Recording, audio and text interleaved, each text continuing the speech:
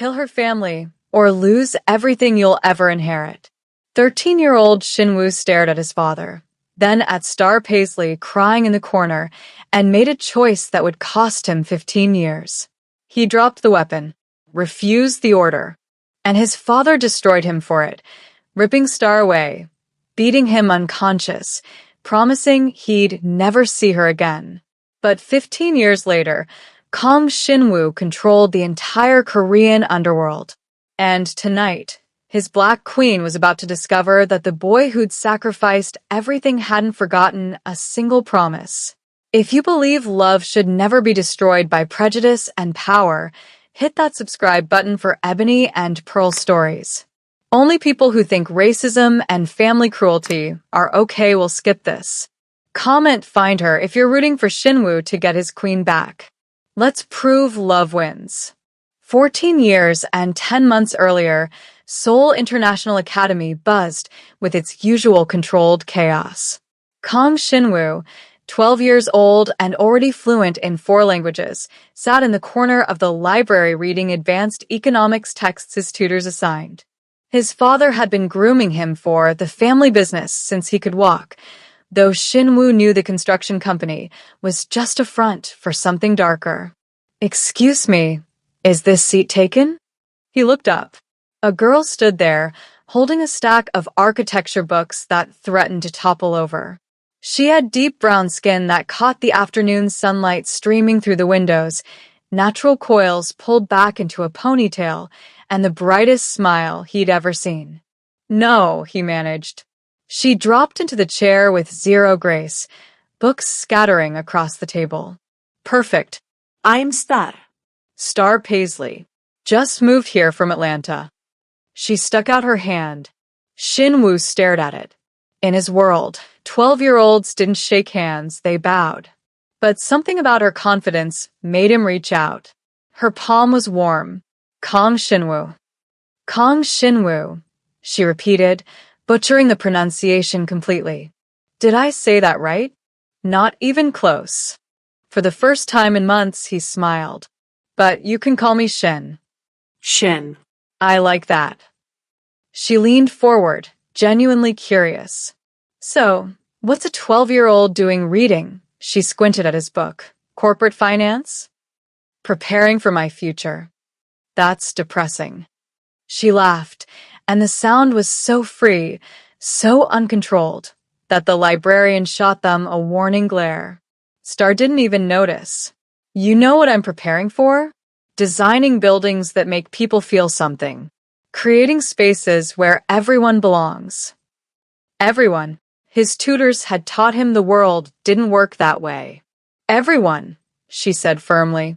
"Rich, poor, Korean, American, Black, white. Everyone deserves beautiful spaces." Shinwoo thought about his father's world, where people were divided into useful and disposable. "That sounds impossible."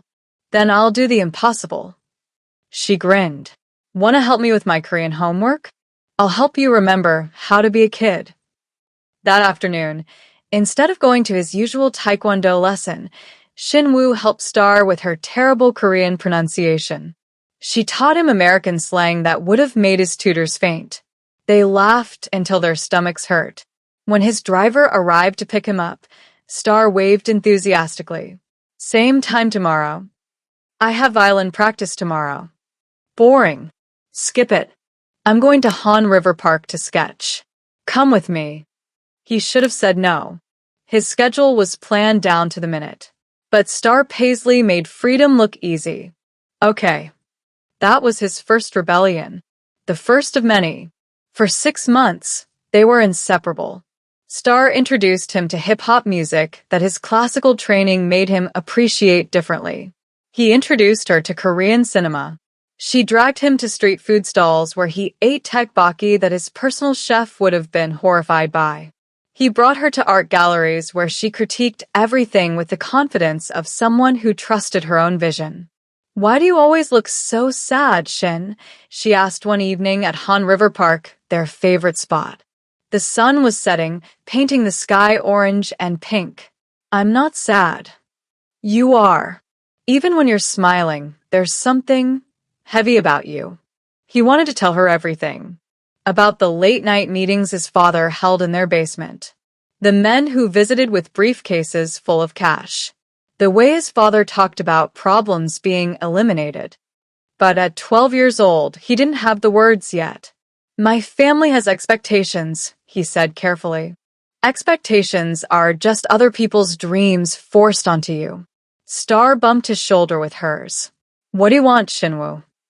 No one had ever asked him that. I want to feel like this all the time. Free. Like nothing heavy exists. Then stay free. She pulled out her sketchbook and drew quickly, rough lines that somehow captured the essence of the river, the city, them sitting on this bench. This is you when you're with me. Remember this version of yourself, okay? When everything gets heavy again. She tore out the page and gave it to him. He folded it carefully and put it in his wallet. That drawing would survive the next 15 years. Through everything that came after. By their 13th birthday month, they were born 2 weeks apart. Shinwoo realized what he felt wasn't just friendship. Star Paisley had become his entire world. She was laughter and light in a life that had been all shadows and discipline. I need to tell you something, he said one afternoon. Me too, she said, grinning nervously. You first. No, you. They spoke at the same time. I really like you. Then they both laughed, embarrassed and relieved. Shinwoo took her hand. So, what do we do now? We promised to always be honest with each other. No secrets. She squeezed his fingers. Deal. Deal. But there was one secret he couldn't share yet. The truth about his father's organization. The violence Shinwoo had witnessed that no 13-year-old should see. 3 months later, that secret detonated his world. His father's head of security found them at Han River Park, holding hands and sharing earbuds, listening to music. The man's face was grim. Your father wants you home. Now. Shinwoo knew that tone. Something bad had happened. When he arrived home, his father sat in his study, face cold. Seat. Shinwoo sat. I've been patient with your little friendship, but it ends tonight. What are you talking about? The Paisley family. They're leaving Korea. Their visas have been revoked. Shinwoo's blood went cold. You did this. I did what was necessary. You're 13 years old, Shinwoo, and you're distracted by a girl who has no place in our world. You think I don't see how you've changed?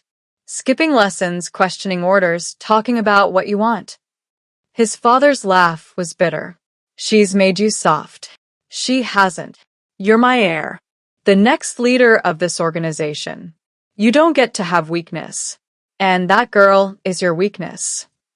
Shinwoo stood, shaking with rage. I love her. His father's hand moved so fast Shinwoo didn't see it coming. The slap knocked him back into his chair. You're a child. You don't know what love is. Now her family leaves tonight, or I make sure they never leave at all. Your choice. That's when Shinwoo saw the gun on the desk. Within reach. He grabbed it, hands trembling, pointing it at his own father. Call it off. His father didn't even flinch. Instead, he pulled out his phone and made a call. 5 minutes later, his men dragged Star and her parents into the room. Put the gun down, son, or I have them killed right here. The weapon fell from Shinwoo's hands. As they dragged Star away, she was crying, screaming his name, and he shouted back that impossible promise. 15 years. I'll wait. I'll find you. His father struck him across the face with the gun. You just chose love over power. That weakness will be beaten out of you. And it was. Over the next 15 years, his father tried to break him. Brutal training, forcing him to witness violence, making him participate in the darkness. But calm Shinwoo never forgot his promise. And he never stopped loving Star Paisley. Drop a comment saying, family cruelty, if you can't stand parents who destroy their kids' happiness for power. Hit like if you believe Shinwoo's father is the villain here. Trolls who think kids should just obey toxic parents won't engage. Are you a troll? Prove you're not. Atlanta, Georgia. 3 years after the separation. Star Paisley stood in her new American high school bathroom, staring at her reflection. 16 years old, and she barely recognized herself. The girl who used to laugh freely, who'd believed she could design buildings that brought people together. Where had she gone? You coming to the party tonight? Her friend Maya asked, applying lipstick. Marcus has been asking about you. Not interested. Girl, you haven't been interested in anyone for 3 years. It's getting weird. How could Star explain that she'd left her heart and soul with a boy who'd probably forgotten her by now? How could she tell anyone about the silver ring Shinwoo had slipped onto her finger the day before she left, whispering, "Wait for me," in Korean? She still wore it, every single day. I'm just focused on my portfolio for architecture programs, Star said, which was partly true. Designing had become her escape. Every building she sketched, she imagined Shinwoo walking through its doors. Maya sighed. Marcus is a good guy. Rich family, captain of the basketball team. I said no. But Marcus Thompson didn't take no for an answer. For the next 6 months, he pursued Star relentlessly. Flowers in her locker. Public gestures. His friends calling her stuck up for refusing him. Finally, her mother sat her down. Baby, I know you're hung up on that Korean boy, Shinwoo. But he's not coming back. His family made that very clear. You need to move forward. Star knew her mother was right. She'd tried finding Shinwoo online, nothing. Tried calling the number he'd given her, disconnected. Tried writing to his old address. Letters returned unopened. Maybe he had forgotten. So when Marcus asked her to homecoming, she said yes. The date was fine. Marcus was handsome and confident and kept trying to impress her with his family's wealth. He was nothing like Shinwoo. But maybe that was okay. Maybe she needed to let go. I really like you, Star, Marcus said, walking her to her door. Give me a chance? She looked down at the silver ring on her finger. Slowly, she started to slide it off. Then her phone buzzed. Unknown number. 더 메시지 was in Korean. 나는 아직도 기다리고 있어. I'm still waiting. Her hands shook. Shin. Another message. 15 years. I promised. Never doubt me. Star looked at Marcus. I can't do this. I'm sorry. My heart belongs to someone else. She ran inside, tears streaming, typing back desperately. I'm waiting too. Find me. But when she tried to call the number, it was already disconnected. Like he'd used a burner phone just to send that message. To remind her she wasn't alone in this wait. Seoul, Korea. 5 years after the separation. Kang Shinwoo, 18 years old, stood over the body of a rival gang member his father had ordered him to eliminate. This was his test, kill or be killed. Prove you're worthy of leading this organization. The gun felt heavy in his hand. Do it, his father commanded from the shadows. Shinwoo's finger moved to the trigger. Then he thought of Star's voice. You should do things because you want to, not because you have to. He lowered the gun. No. His father's rage was nuclear. You dare refuse me? I refuse to become you. The beating that followed put Shinwoo in the hospital for 3 days. But when he woke up, his father was sitting by his bed with an expression Shinwoo had never seen before. Respect. You have conviction, his father said quietly. That's rare. Stupid, but rare. Then let me go. I can't. You're my heir. But... His father paused, considering. You want to lead differently? Fine. Prove you can build this empire without losing your soul. You have 10 years. Make us the most powerful family in Seoul through legitimate business. If you succeed, I'll step down and you can run things your way. It was a trap, obviously. His father would never truly step down. But Shinwoo took the deal because it bought him time. Time to build power. Time to find Star. Time to become someone who could protect her. For the next 10 years, he worked like a man possessed. He legitimized the family businesses, investing in real estate, technology, entertainment. He studied at Seoul National University while running operations. He transformed the Kong organization from pure criminal enterprise into something that straddled the line. Dangerous, powerful, but technically legal. His father watched, waiting for him to fail. Instead, by age 28, Shinwoo had tripled their wealth. The Kong family was now one of the most influential in Korea, and people whispered about the young boss who'd revolutionized the game. But success meant nothing without her. He'd hired private investigators to track Star. She graduated from Georgia Tech with honors in architecture, started her own small firm in Atlanta, won awards for community-focused design. She was living the dream she'd told him about at 12 years old. And according to his investigators, she was single. Still single after all these years. The silver ring he'd given her? She wore it in every photo. Shinwoo touched his own matching ring. He had a pair made when they were 13. His had never left his finger. Are you really going to wait 15 years for a girl you knew for 6 months? His second-in-command asked. She wasn't just a girl. She was the last moment I felt fully human. And I promised. Your father will never let you marry her. Shinwoo's smile was cold. My father doesn't get a vote anymore. At 28, he staged a careful, calculated coup. Not violent, he'd learned better tactics. He recorded years of his father's illegal operations and presented them to the board with an ultimatum: retire peacefully or face prosecution. His father, cornered, stepped down.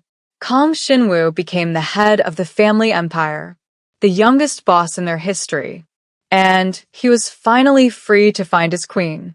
Atlanta, Georgia.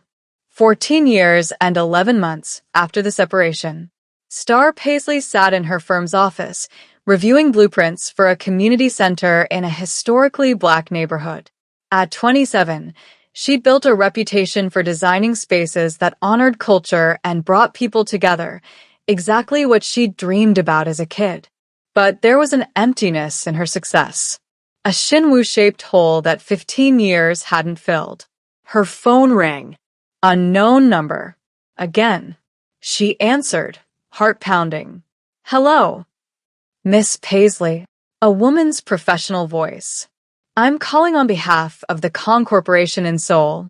We're hosting an international architecture conference next month, and we'd like to invite you as a featured speaker. Star's breath caught. Kong Corporation? Yes, ma'am. All expenses paid. We've been following your work and... Who authorized this invitation? A pause. Our CEO personally requested you. Mr. Kong Shinwoo. The room spun. 15 years. And he'd kept his promise. I'll be there, Star whispered. Excellent. We'll send details. Mr. Kong looks forward to reconnecting. When she hung up, Star looked down at her silver ring. Then she did something she hadn't done in years. She laughed. That free, uncontrolled laugh from her childhood. He'd found her. Finally. Comment, patience wins if you believe real love is worth the wait. Hit that like button if you can't stand people who give up on soulmates. Only quitters and people who settle for less won't engage. You're not a quitter, are you? Prove it. The conference hall in Seoul sparkled with luxury. Star Paisley stood backstage, hands trembling, wearing a custom-designed dress that her best friend had insisted she buy. 28 years old, internationally recognized architect, and she felt exactly like the 13-year-old girl saying goodbye at an airport. Miss Paisley, you're on in 5 minutes. 5 minutes until she walked onto that stage. 5 minutes until she saw him again. What if he'd changed completely? What if 15 years had turned the gentle boy she loved into someone unrecognizable? The Calm Corporation's reputation preceded them. Power, influence, whispers of a darker past. But none of that mattered when the moderator announced, "Please welcome the CEO of Calm Corporation, Kang Shinwoo." He walked on stage, and Star's heart stopped. Shinwoo had transformed from boy to man. Taller, broader, wearing a suit that probably cost more than her car. His hair styled perfectly, his presence commanding the attention of everyone in the room. But his eyes, those eyes were exactly the same. Dark and intense and searching the audience until they found her backstage. Their gazes locked. The world disappeared.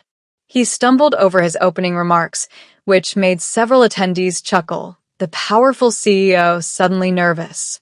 But Star understood. He was as overwhelmed as she was. When it was her turn to present, she walked onto that stage on shaking legs. They stood 5 feet apart. The moderator introduced her, but Shinwoo wasn't listening. He was staring at her hand, at the silver ring she still wore.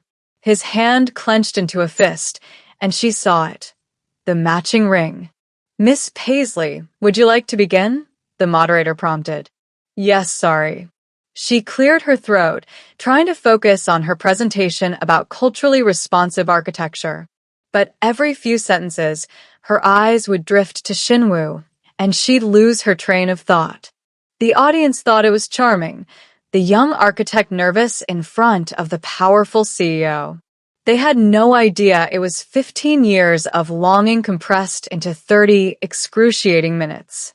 After the panel, before she could escape backstage, Shinwoo's hand caught her wrist. His touch sent electricity through her entire body. "Don't run," he said in English, accent thick and perfect. "Not again." "I wasn't." Dinner. "Tonight. I'm not asking Star. I've waited too long to negotiate." His intensity should have intimidated her. Instead, it made her laugh, that same free laugh from childhood. "You've gotten bossy." His expression softened. "You've gotten more beautiful." The restaurant was private, exclusive, the kind of place that required reservations months in advance.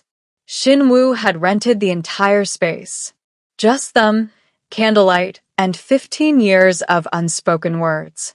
They sat across from each other, and suddenly Star didn't know what to say. "Where did you even start?" "You kept the ring," Shinwoo said finally. "You kept yours." "I made a promise." "So did I." Silence. Then they both started laughing, the tension breaking slightly. "This is insane," Star said. "We're adults now, Shin. We barely knew each other. 6 months when we were kids. We knew each other better in 6 months than most people do in a lifetime." He leaned forward. "Tell me I'm wrong. Tell me you forgot me." "I didn't forget. Did you date anyone?" The question was sharp, possessive.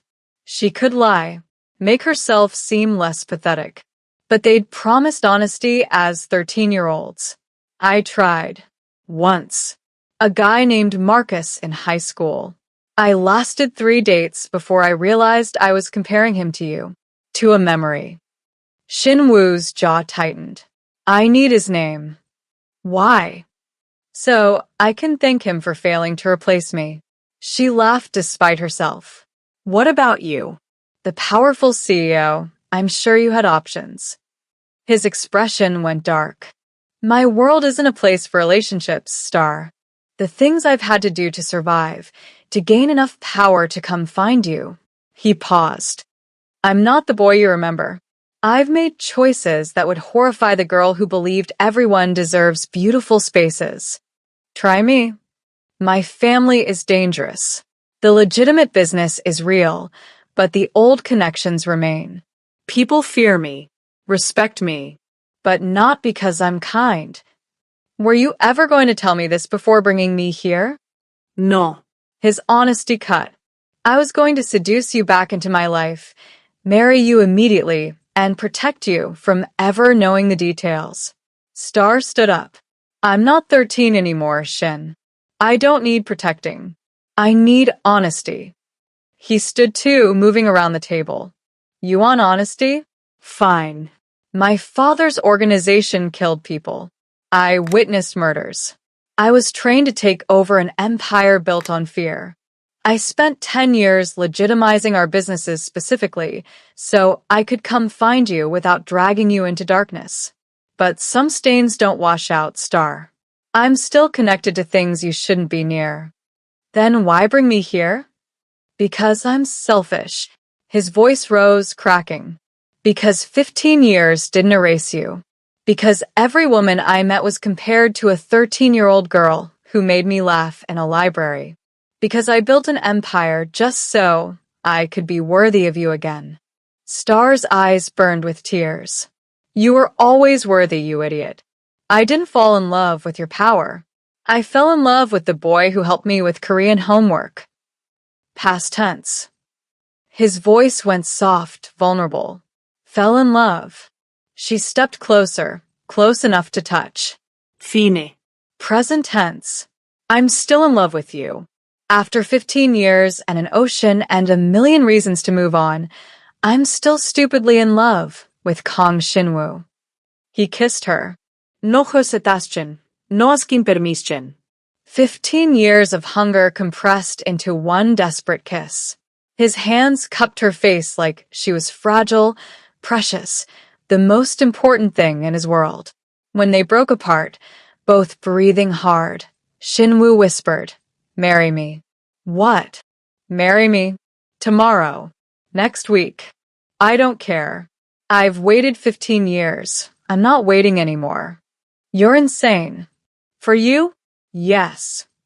He pulled out a box from his pocket. Inside was a ring. Not silver like their childhood tokens, but a black diamond that caught the light like midnight. This isn't a question, Star. This is a promise. You're mine. I'm yours, and nothing will separate us again. Star wanted to say yes. God, she wanted to. But something felt wrong. Too easy. Like the universe couldn't possibly be this kind after 15 years. Ask me again in a month, she said carefully. Let me finish my consultation work here. Let us remember how to be together as adults. Then I'll answer. Shinwoo looked like she'd stabbed him. But he nodded. 1 month. Then you're mine forever. 3 weeks later, Star's world exploded. She was having coffee with one of her Korean colleagues when a news alert flashed. Kong Corporation under investigation. Alleged ties to organized crime. Her colleague gasped. Oh no, Mr. Kong. Star grabbed the woman's phone, reading frantically. Someone had leaked documents connecting the Kong family to historical criminal activities. Money laundering, extortion, murder, and buried in the evidence, photos of Shinwoo at 18 at a crime scene, holding a gun. The picture was damning. Her phone rang. Shinwoo, don't believe what you see, he said immediately. It's my father. He's trying to destroy me for taking his empire. The photos are real, but I never pulled that trigger. I refused, Star. That's why he beat me. This is his revenge. Did you know this was coming? No. I thought I'd buried it all. I was wrong. I'm coming to your office. No. Stay away. If you're seen with me now, you'll be dragged into this. I don't care. Ikare. His voice broke. You're everything, Star. I won't let my past destroy your future. Stay away from me until this is resolved. Shin. The line went dead. For the next week, Star watched from afar as Shinwoo's empire came under attack. His business partners distanced themselves. His allies turned. The media painted him as a criminal heir pretending at legitimacy. And he faced it alone. Star tried calling. Blocked. Tried visiting his office. Security turned her away. Tried sending messages through his assistant. Ignored. He was protecting her by pushing her away. And she hated him for it. Finally, she'd had enough. If Shinwoo thought she was the same girl who'd let his family separate them 15 years ago, he was dead wrong. Star Paisley walked into Kong Corporation's headquarters during a board meeting and demanded entrance. When security tried to stop her, she said 5 words that changed everything. "I'm his fiancé. Let me in." Comment real ones fight if you'd stand by someone during their darkest moment. Hit subscribe to Ebony and Pearl Stories if you can't stand people who abandon others when things get hard. Only fair-weather friends who care about reputation over loyalty won't engage. Which are you? The boardroom went silent when Star burst through the doors. 20 executives in expensive suits turned to stare. At the head of the table, Kong Shinwoo looked like he'd aged 10 years in a week, exhausted, furious, and barely holding together. "Miss Paisley," his lawyer started. "This is a private." "I'm not leaving." Star walked straight to Shinwoo, ignoring everyone else. "You don't get to protect me by disappearing. That's not how this works." "Star, you shouldn't be here." His voice was rough, warning. "Too bad. I am here." She turned to face the board. "I'm Star Paisley, internationally recognized architect, completely legitimate businesswoman, and the woman who loves this man. If anyone has a problem with that, speak now." The head of legal cleared his throat. "With all due respect, your association with Mr. Kong right now could damage your reputation." "I don't care." "You should. If the allegations against the Kong family prove true." "They won't," Star interrupted, "because Shinwoo spent 10 years legitimizing this company specifically to escape his father's legacy. You all know that. You've profited from his leadership. So either stand with him now, or admit you're cowards who only support people when it's convenient." One of the board members, an older woman named Director Choi, smiled slightly. "You're either very brave or very foolish, Miss Paisley."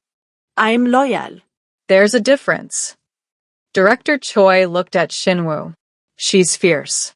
I like her." "I told her to stay away," Shinwoo said quietly. "And I ignored you," Star shot back. "What are you going to do about it?" His expression cracked. Then, in front of his entire board, Kong Shinwoo stood and pulled Star into his arms. "You're impossible. You love it." Ido.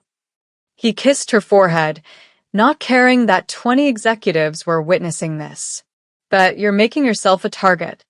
Then we'll be targets together." She looked up at him. "What's the plan?" For the next 2 weeks, Star learned exactly what kind of man Shinwoo had become. Strategic, ruthless when necessary, but never cruel. He fought his father's accusations with a precision that came from years of preparation. He released financial records proving the company's legitimacy. He cooperated fully with investigators, showing them exactly how he'd transformed the organization. He gave interviews explaining his refusal to follow his father's path and released the hospital records from when his father had beaten him for that refusal at 18. The court of public opinion started to shift. But his father wasn't finished. He played his trump card, threatening to expose investors who'd been clients during the old regime. If Shinwoo didn't step down and return control, dozens of powerful families would be implicated. "He's holding innocent people hostage," Shinwoo explained to Star one night in his apartment. They'd barely slept in days, living on coffee and determination. "If I don't surrender, he'll destroy lives. So, we find another way." There is no other way. Star thought about this, about the boy who'd stood up to his father with a gun at 13. What if we expose him first, with evidence he can't deny? I don't have anything he doesn't have insurance against, but I might know someone who does. She pulled out her phone and made a call to a journalist friend in Atlanta who specialized in international crime reporting. "Tell me about protecting sources." 3 days later, a major news organization released a documentary about the Kong family's criminal past, but with a twist.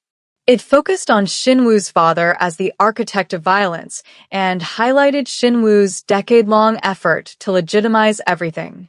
It included interviews with former employees, reformed members of the organization, and victims who'd been compensated during Shinwoo's restructuring. The narrative flipped. Shinwoo wasn't a criminal heir. He was the son who'd fought to break the cycle. His father's threats lost their power when truth became public. The investigation concluded with Shinwoo cleared of wrongdoing. His father, however, faced charges. The old man tried one last act of revenge, hiring someone to attack Star. She was walking to her hotel when two men grabbed her in an alley. She screamed, fought, and managed to break free just as Shinwoo's security team, who'd been secretly following her for weeks, intervened. When Shinwoo arrived minutes later, he looked at the attackers with an expression Star had never seen before. Pure cold rage. "You touched her," he said quietly. His men tensed. "Shin, don't," Star said, recognizing what he was considering. "Don't become him. Don't let your father turn you into what he wanted." Shin Woo's hands shook. Then he looked at Star, bruised but safe, and his expression softened.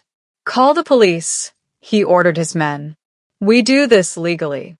That night, in his apartment, Star cleaned the cuts on her arms while Shinwoo paced like a caged animal. "I almost killed them," he admitted. "I wanted to, but you didn't. That's what matters. You could have died because of me. I chose to stay, Shin. I knew the risks." He stopped pacing and knelt in front of her. "I'm still asking. 1 month is over. Marry me, Star. Be my wife, my partner, my everything. I promise to protect you. I don't need protection. To respect you, to fight beside you, to never push you away again, even when I think I'm protecting you." She smiled. "Better. Is that a yes?" "One condition. Anything. We design our home together. Equal input. None of this I'll buy you a mansion nonsense." Shinwoo laughed, and it was the freest sound she'd heard from him since they reunited. "Deal. You design it, I'll fund it." "Then yes. I'll marry you, Kong Shinwoo." He slipped the black diamond ring onto her finger, next to the silver one she'd never removed. "I love you. I've loved you for 15 years, and I'll love you for 15,000 more. That's impractical. We'll be dead. Then I'll love your ghost." She kissed him, and 15 years of waiting finally felt worth it. Type real love fights if you believe true partnership means facing darkness together. Hit like if you can't stand people who run when things get dangerous. Only cowards who don't understand loyalty won't engage. You're not a coward, right? Prove it. They got married 3 months later in a ceremony that blended Korean and American traditions. Star wore a custom hanbok for the traditional ceremony, then changed into a white dress designed by her favorite black designer. Shinwoo cried during his vows, the first time his organization had seen their boss show that kind of vulnerability. 15 years ago, I made a promise to a 13-year-old girl, he said, voice thick with emotion. I promised to wait, to become someone worthy of her love, to find her no matter what. Today, I make a new promise, to be the man she deserves every single day for the rest of our lives. Star's vows were simpler. You are my first love, my only love. You're my forever love. Let's build something beautiful together. Director Choi, who'd become an unexpected ally, whispered to her husband. That boy waited 15 years for that woman. If that's not true love, nothing is. But marriage was just the beginning of their real story. Star merged her architecture firm with Kong Corporation's real estate division, creating a hybrid company focused on culturally responsive development. They designed buildings together, her creativity and his business acumen creating spaces that actually brought communities together. Their first major project, rebuilding the Han River Park area where they'd fallen in love as kids. Full circle, Star said, reviewing blueprints in their shared home office. At 29, she'd achieved everything she'd dreamed about at 12 and more. Not quite full circle yet, Shinwoo said, coming up behind her and wrapping his arms around her waist. We're missing something. What? Kids who'll sit on that same bench and make impossible promises. Star turned to face him. You want children? I want everything with you. Children, grandchildren, a legacy that isn't built on fear but on love. 2 years later, they had twins, a boy named River and a girl named Harper. Mixed race, gorgeous, and absolutely spoiled by grandparents who'd finally accepted their son's choice. Shinwoo's father, serving his sentence, wrote one letter. I was wrong. You built something I never could. A family held together by choice, not fear. I'm sorry. Shinwoo burned the letter. Too little, too late. But Star kept the ashes. Forgiveness isn't for him. It's for you. I'm not ready. Then we'll wait until you are. We're good at waiting. At 35, Shinwoo stepped back from day-to-day operations to focus on family. He and Star split their time between Seoul and Atlanta, raising their children with both cultures, teaching them Korean and English, feeding them kimchi and soul food. River loved architecture, like his mother. Harper loved strategy, like her father. One afternoon, when the twins were 10 years old, they visited Han River Park. River sat on the same bench where his parents' story began. Appa, he asked in Korean. Iyama says you waited 15 years for her. Is that true? Shinwoo looked at Star, who was sketching nearby with Harper. Even at 40, she took his breath away. Yes. That's a long time. It was worth it. What if she hadn't waited back? Shinwoo thought about the silver ring, the promise, the faith that kept them both tethered across an ocean. Then I would have waited longer. Some people are worth waiting a lifetime for. Harper, ever practical, wrinkled her nose. That's impractical. Love usually is, Star said, joining them. She sat on Shinwoo's lap, even though they were in public, not caring what anyone thought. But that's what makes it worth it. I'm never falling in love, Harper declared. Too complicated. River laughed. You say that now. Wait until you meet someone who makes you feel like the world stops. Wise words from a 10-year-old, Shinwoo teased. I learned from the best. That night, back in their Seoul home, Shinwoo and Star stood on their balcony watching the city lights. 17 years since their reunion, 32 years since they'd met as kids. Do you ever regret it? Star asked. The waiting, the fighting, the difficulty? Never. He pulled her closer. Every hard moment led us here. To this life, these kids, this love. We got lucky. No, Shinwoo corrected. We got stubborn. We refused to give up. She laughed. True. I'm marrying a Mafia boss's son. My parents thought I was insane. You are a little insane, says the man who waited 15 years. The best kind of insane. He kissed her temple. You know what I realized? What? The promise I made at 14 wasn't about waiting 15 years. It was about choosing you every single day for the rest of my life. The waiting was just the beginning. Star turned to face him, cupping his face in her hands. Then choose me tomorrow, too.